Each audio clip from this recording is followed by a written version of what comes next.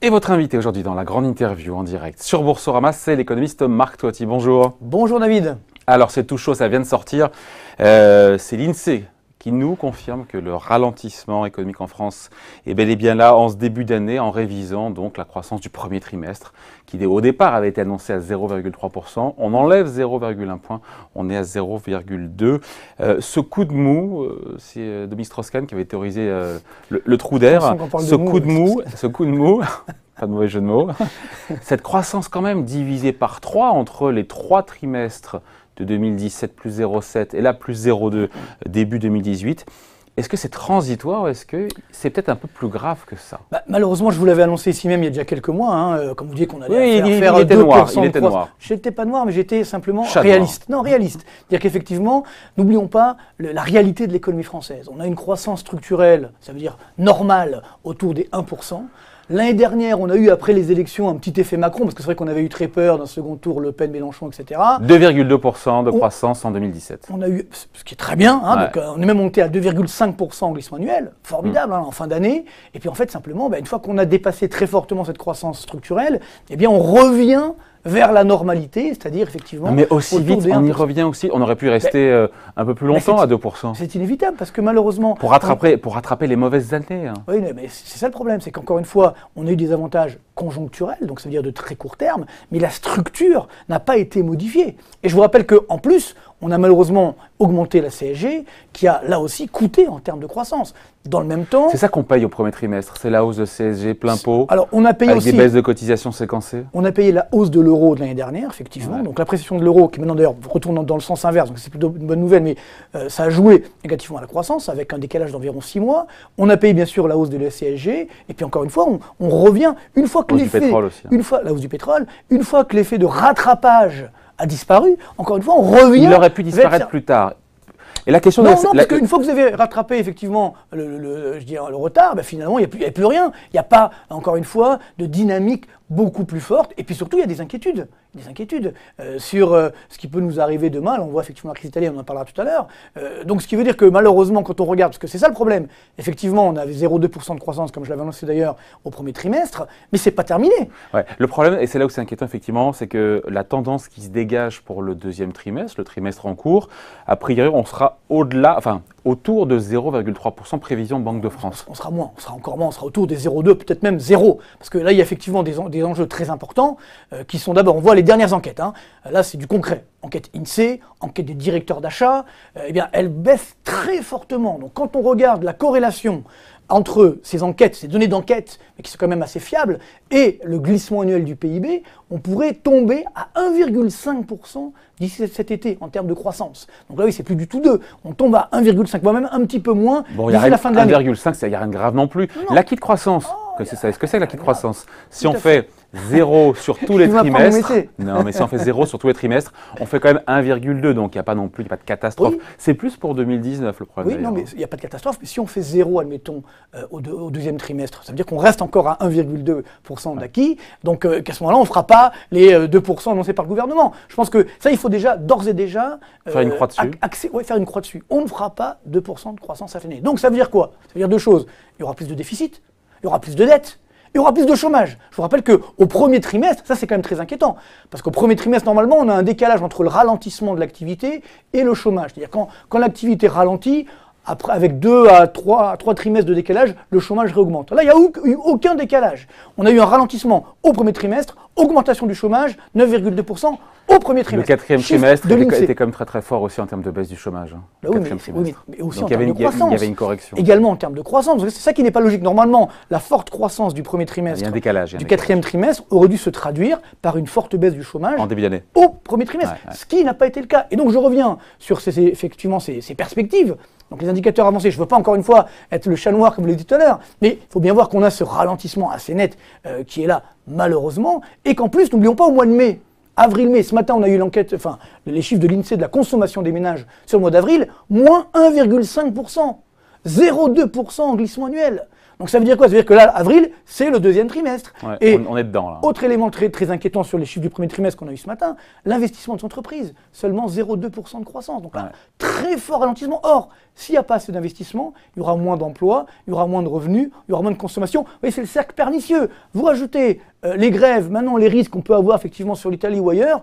Donc malheureusement, je suis très inquiet pour le deuxième et le troisième trimestre. On aura une croissance, non pas de 0,3, je pense qu'on aura autour des zéros au deuxième trimestre, sauf si on a un coup de baguette magique, on fait monter les stocks comme d'habitude, mais normalement on pourrait avoir autour des zéros et à peu près un peu plus au troisième trimestre. Mais donc ça veut dire que pour l'année, en l'ensemble de l'année, 1,5 quoi. on sera plutôt sur 1,5% de croissance et pas 2%. Il n'y a pas le feu au lac. Hein. Oui, oui, bien sûr, non, c'est pas dramatique, mais c'est quand même dommage. C'est-à-dire que là, on avait justement un effet positif, on n'a pas su transformer l'essai.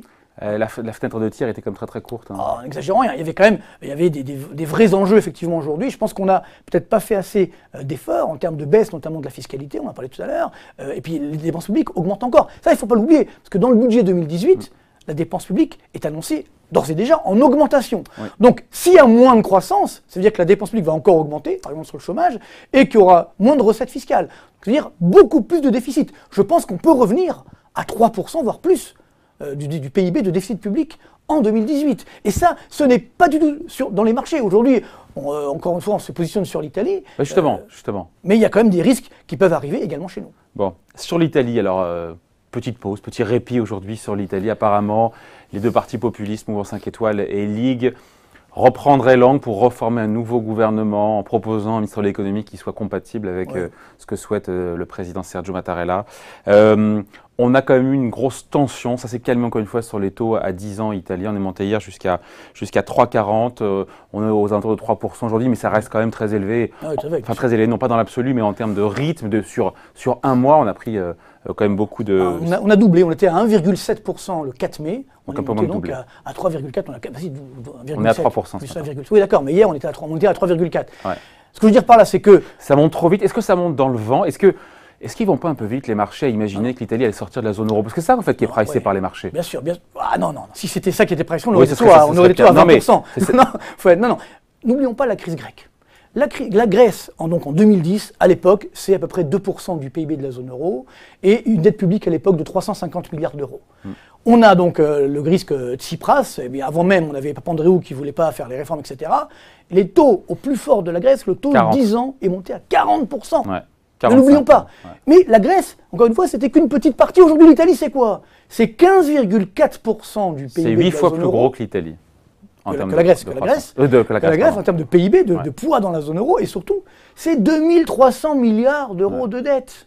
Donc le problème n'est pas du tout le même. Mais la dette, elle est détenue par les Italiens, c'est pas une dette qui est à la merci des investisseurs internationaux. On est à 50-50 quasiment, donc c'est pas ça qui va changer grand-chose. Oui, mais bon, le vrai enjeu, il est où? C'est que n'oublions pas, qui détient la dette? Évidemment, ce sont les banques italiennes. Ouais. Les banques italiennes ont également des liens avec les banques françaises, européennes, etc. La Banque Centrale Européenne, qui continue d'acheter, d'ailleurs si les taux repartent aujourd'hui à la baisse, c'est parce que la Banque Centrale Européenne achète et a dû forcer le trait sur la dette italienne. Or, je vous rappelle un élément très simple d'analyse économique. Quand les taux remontent, les cours des obligations baissent. Ah bon? Vous êtes au courant? Donc ça veut dire quoi? Je note, bouge pas, je note. Notez greffier. C'est-à-dire qu'effectivement, toutes les banques, mais également la Banque Centrale Européenne, détiennent de la dette. Est-ce que c'est grave qu'une banque centrale fasse des moins-values sur le stock d'obligations qu'elle a? Mais ça, c'est la vraie question. Jusqu'à quand? Parce que moi c'est quand même une question que je me pose. Jusqu'à quand va-t-on continuer? Parce que comme le sexe des anges, on n'aura jamais la réponse. Ah bah si, on aura la réponse quand ça va éclater. D'ailleurs, ça sera mon prochain livre qui sortira, je vous le dis, en exclusivité le 13 septembre. Attention. C'est-à-dire 10 ans après la faillite de Lehman Brothers, qui s'appellera donc Un monde de bulles. C'est exactement ça. Nous sommes dans une bulle permanente. Et aujourd'hui, il faut être honnête. Les Japonais sont les premiers à être rentrés dans cette bulle permanente, ils n'en sont pas morts. Les Japonais, c'est différent, parce que là, pour le coup, de la dette publique, c'est 97% détenue par des Japonais, ce qui n'est pas le cas. Donc la dette publique qui acceptent des rendements zéro, qui acceptent que leur épargne soit rémunérée à rien du tout. C'est un autre état d'esprit. Puis je vous rappelle que le Japon a 1300 milliards de dollars de réserves de change. Ce qui n'est pas le cas aujourd'hui de l'Italie, même de la zone euro. Donc le parallèle avec la Grèce, encore une fois, la violence du choc, du stress qui frappe la dette italienne n'est pas encore comparable, encore une fois, à ce qui est arrivé à la crise grecque. Voilà, il y a ça. Est-ce qu'il n'y a pas encore une fois de l'excès, comme souvent de la part des marchés Mais on est dans l'excès dans les deux sens. on est dans l'excès quand les taux italiens étaient à moins de 1%, Oui. ou quand les taux français, aujourd'hui, le taux de 10 ans, il est à 0,6%. Ça, c'est de l'excès.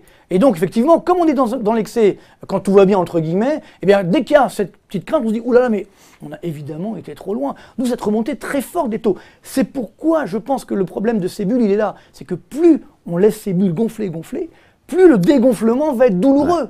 Mais jusqu'où cette crise italienne peut entraîner les marchés? Parce qu'on se dit qu'à un moment donné, la BCE qui achète effectivement sûrement de manière sans trompeter, achète de la dette italienne, il faudra qu'elle prenne position. C'est elle qui sifflera à la fin de la récré. Le problème, il est... Ou est-ce qu'on n'en est pas encore là? Non, je pense que le problème n'est pas au niveau de l'Italie. Bien sûr, pour l'instant, il est circonscrit à l'Italie. Quel est le problème d'ailleurs? Encore une fois, c'est un problème politique?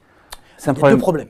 Tout à l'heure, on parlait de la dette publique, 2300 milliards. Mais c'était le cas il y a un an et on ne s'excitait pas il y a un an. Oui, mais sauf que là, quand vous prenez le programme du nouveau gouvernement qui n'est pas là, qui va peut-être revenir, etc. 100 milliards de dépenses chaque année en plus. Surtout, il y a un élément intéressant, c'est qu'il dit dans son programme, il faut que la dette italienne détenue par la BCE n'entre plus dans le calcul de la dette publique.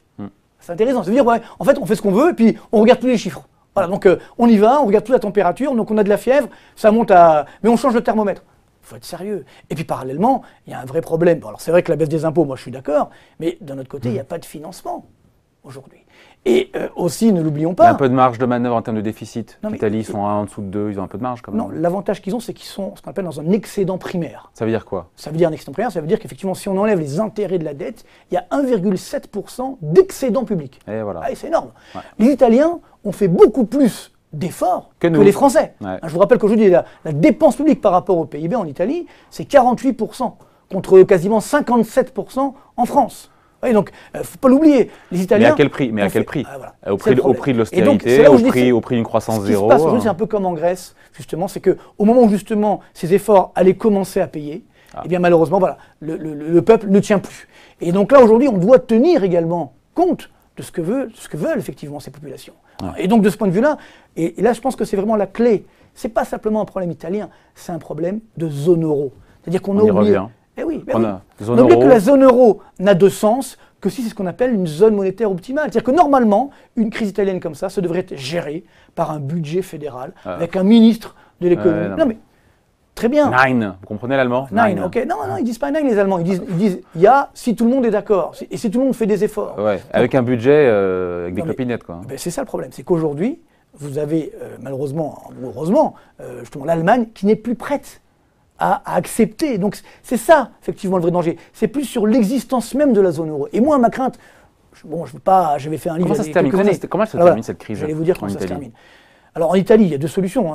Parce que, pardon, je vous coupe, il y a des élections législatives donc, qui devraient a priori, sauf si les tractations, aujourd'hui, on est en direct là-dessus, c'est en cours entre les deux partis, s'ils trouvent encore une fois un nouveau ministre de l'économie qui est accepté par le président Mattarella, sinon il y aurait des élections, mais le risque avec des élections législatives anticipées, ça serait que ça tourne au référendum pour ou contre l'euro. Mais c'est très dangereux. Je pense ce qu'a fait le président italien, c'est extrêmement dangereux. Parce qu'en faisant ça, aujourd'hui, vous empêchez finalement le gouvernement actuel, ceux qui ont été élus, de faire leurs mesures catastrophiques. Et donc, si jamais on les laisse faire, dans 3-4 mois, on va voir que c'est pas tenable. Et là, s'il y a d'autres élections, ils perdront les élections. Que si on ne les laisse pas faire et qu'on met un gouvernement de technocrates, etc., alors là, à ce moment-là, ils auront, lors des prochaines élections, encore plus de voix qu'aujourd'hui.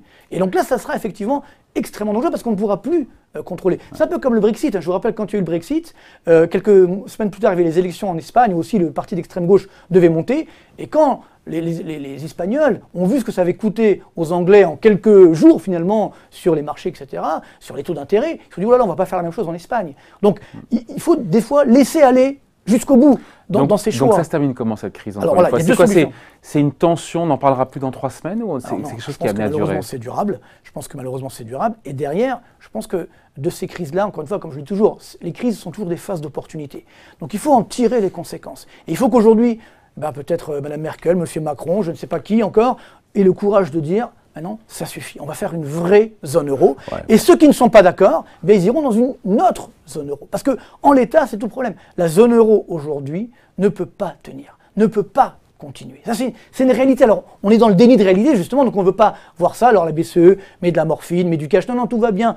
Mais tant qu'on n'aura pas une vraie zone euro, la fin de l'histoire, elle est là. C'est-à-dire que c'est l'histoire de l'humanité. Toutes les tentatives d'union monétaire, les seules qui sont restées, c'est quand il y a une union fédérale. On peut être pour ou contre. S'il n'y a pas d'union fédérale, la zone euro, dans quelques années, n'existera plus en l'état. Il y aura peut-être une autre zone euro, avec peut-être l'Allemagne, espérons la France, d'autres pays, quelques autres pays. Mais à 19, comme nous sommes aujourd'hui, ça ne tient pas. Et on le voit aujourd'hui, le cas italien. Et là, vous avez c'est grâce à lui aujourd'hui que la zone euro a tenu. Exactement. C'est grâce à Mario Draghi, tout à fait, qui a fait le job. Il pourra encore le faire, vous me direz, il est là encore pendant un an. On aurait pu le faire aussi avant, non, mais après, de notre côté, le problème, c'est que malheureusement, on ne l'a pas fait avant. Donc, on a laissé la crise s'installer dans la zone euro, ce qui nous a coûté extrêmement cher. Et c'est quand est arrivé Draghi qu'il a dit, bon, là, maintenant, il faut arrêter les bêtises. Il a sauvé la zone euro, mais c'est pas un magicien non plus, Mario Draghi. Si on ne fait pas des mesures concrètes d'un point de vue économique, d'un point de vue politique, la zone euro ne peut pas tenir. Donc, c'est ça le vrai danger aujourd'hui. Et je pense que potentiellement, c'est l'Italie qui va sonner la fin de la récré en disant nous on n'est pas la Grèce, on est beaucoup plus gros. Donc si on n'arrive pas à s'entendre, et comme on est systémique, on est systémique. Donc là c'est pas du Lehman Brothers, justement pour les 10 ans de Lehman Brothers, c'est du Lehman Brothers puissance 20 ou 30. À partir de quel niveau on finit là-dessus, Marc, de taux d'intérêt en Italie? Là vraiment pour le coup on rentrerait dans une grave crise, avec un risque vraiment de solvabilité pour les banques italiennes, donc pour peut-être les banques françaises. Je veux dire, il faut être très clair. Déjà d'un point de vue économique, à 3% de taux d'intérêt, déjà il n'y a pas beaucoup de croissance. Là, la croissance va repartir à la baisse. Alors même si l'euro baisse, donc ça va soutenir un peu la croissance, ça sera contrecarré par la hausse des taux. Si on reste à 3 voire à 4, la croissance va s'effondrer, donc ça veut dire plus de déficit, etc. C'est le cercle pernicieux. Mais je vous rappelle qu'en 2011-2012, on est monté à 7% sur le taux de 10 ans italien. Ouais. Je pense qu'avant même d'arriver à là, tout le problème c'est qu'aujourd'hui il y a ce qu'on appelle le flight to quality. C'est-à-dire que finalement les investisseurs se disent bon, l'Italie c'est dangereux, alors on va aller en Allemagne. Donc le taux allemand a baissé, même le taux français il a un petit peu baissé. Il a remonté un petit donc peu. On se dit, c'est remonté parce que justement l'Italie fait un peu moins peur aujourd'hui, mais globalement le problème c'est la contagion. À partir de quel moment on va avoir effectivement un effet de contagion sur la dette portugaise, la dette espagnole. Voilà, il faut savoir qu'aujourd'hui, depuis quelques mois, c'est la première fois que ça arrive, le taux de 10 ans italien est supérieur au taux de 10 ans portugais. Vous voyez, le Portugal, par exemple, un exemple d'un pays qui a beaucoup souffert, mais qui a fait effectivement des réformes opportunes et qui a retrouvé le chemin de la croissance. Je rappelle qu'aujourd'hui, l'Italie est l'un des seuls pays, en fait, il y a la Grèce et l'Italie, qui n'ont pas encore retrouvé leur niveau du PIB d'avant-crise. Ouais. On est encore 25-27% en dessous pour la Grèce, et on est 5,5% en dessous pour l'Italie. Rendez-vous compte, nous sommes en 2018, le PIB italien hors inflation n'est toujours pas à son niveau de 2008. Et en France, on est au quoi? En France, on est à peu près à 7 points au-dessus. C'est pas mal, mais bon, ça fait seulement 1 point de croissance par an, comme on disait tout à l'heure. Ouais. Donc tout ça pour dire que on reste quand même. Le drame de notre économie de la zone euro, c'est que déjà elle n'est pas terminée, surtout elle ne sait pas faire de la croissance forte. Même quand on l'aide, quand on fait cette planche à billets, etc., on n'arrive pas à faire de la croissance forte. C'est ça qui nous fait beaucoup de mal et donc qui génère un chômage beaucoup trop élevé, et donc qui nous menace jusqu'à l'existence même de la zone euro malheureusement. Voilà, merci à vous. On le retrouvera en septembre pour son nouveau livre, Marc Toiti. Merci beaucoup. Merci à vous. Bye.